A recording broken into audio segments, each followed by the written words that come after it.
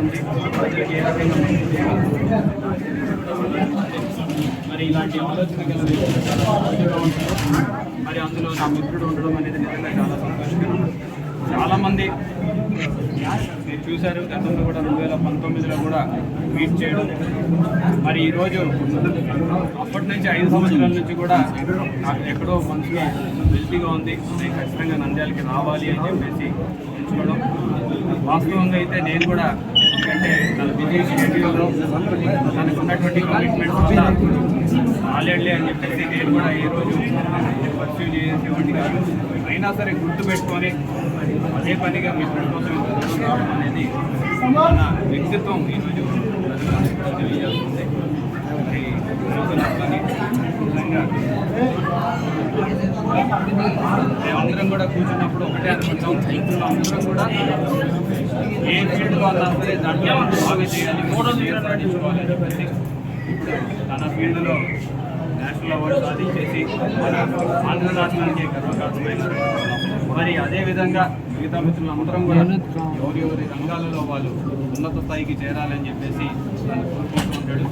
మరి అదేవిధంగా మేము కూడా ఈరోజు రాజకీయాల్లో మా వంతు కృషి చేయడంతో పాటు మా వంతు మార్పుని తీసుకురావాలి అని చెప్పేసి ఈరోజు కృషి చేస్తున్నాం. సో దానికి మద్దతు ఇస్తున్నటువంటి అర్జున్ గారికి నేను హృదయపూర్వకంగా ధన్యవాదాలు.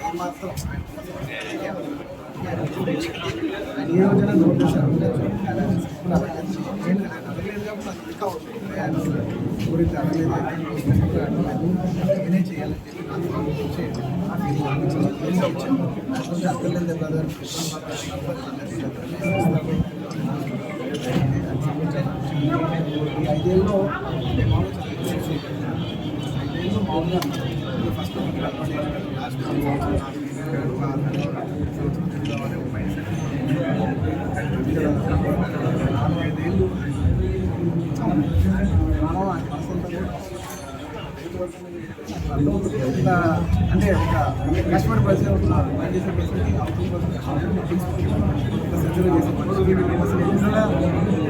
ఇంకెవరి గురించి నేను గ్యారెంటీ